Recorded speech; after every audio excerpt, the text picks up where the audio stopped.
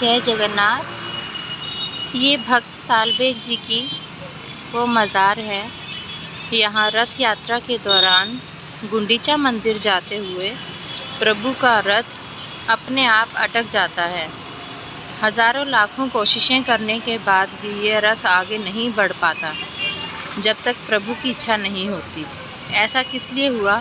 क्योंकि जो भक्त सालबेग जी थे वो भगवान जगन्नाथ के अनन्य भक्त थे।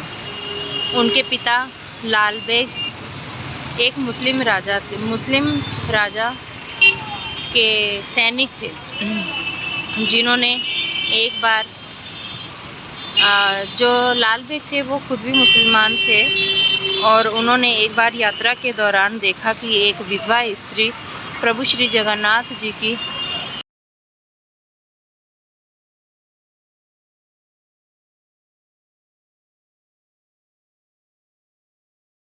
पूजा में अत्यंत लीन बैठी हुई है। तो उन्होंने देखा तो उनको ज़बरदस्ती अपने साथ विवाह के लिए ले गए। वो नहीं भी जाना चाहती थी, फिर भी उसे जबरन ले गए और ले जाके उनसे विवाह किया। जब लाल बेग ने उन विधवा माता से विवाह किया तो उनसे उनको एक पुत्र की प्राप्ति हुई, जिसका नाम उन्होंने सालबेग रख दिया। तो जब सालबेग जी बड़े हुए तो अपने पिता के समान वो भी उन्हीं मुग़ल राजा के राज्य में सैनिक की नौकरी करने लगे। तो एक दिन उनको अत्यंत चोट लगी, बहुत ही ज़्यादा चोट लगी उनको। और जब उनको बहुत चोट लगी तो वो दर्द से अत्यंत बुरी तरह से कराह रहे थे। तब उनके पिता भी उस युद्ध में मारे जा चुके थे। तब उनकी माता ने कहा कि तुम्हारे दर्द एकमात्र प्रभु श्री जगन्नाथ जी ही दूर कर सकते हैं, तो आप प्रभु श्री जगन्नाथ जी की आराधना करो। उन्होंने कहा, क्या ये सत्य है माता कि प्रभु जगन्नाथ जी मेरे सारे कष्ट दूर कर देंगे? तो माता ने कहा हाँ। तो फिर जब उन्होंने प्रभु की अत्यंत भक्ति की, इतनी भक्ति की, इतने अच्छे मन से, इतने प्योर मन से जब उन्होंने प्रभु की भक्ति की तो भगवान जगन्नाथ ने रात्रि में उनको एक लेप दिया और उनको स्वप्न में कहा कि आप ये लेप लगा लीजिए। इस लेप को लगाने से आपके सारे दर्द, सारे घाव ठीक हो जाएंगे।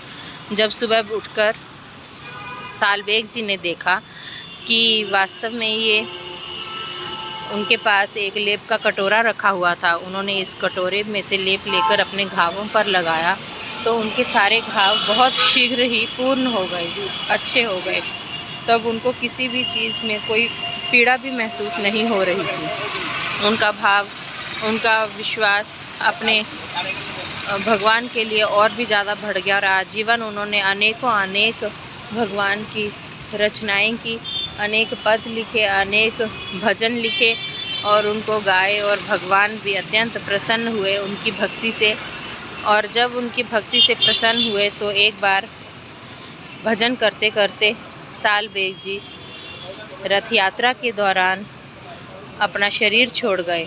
तो भगवान जगन्नाथ जी को अत्यंत दुख हुआ और उन्होंने उनको वचन दिया कि आज के बाद जब भी रथ यात्रा निकलेगी तो आपकी मज़ार पर मेरा रथ स्वतः ही रुक जाएगा और आपसे भेंट किए बिना मैं अपनी मौसी के घर गुंडीचा मंदिर नहीं जाऊंगा।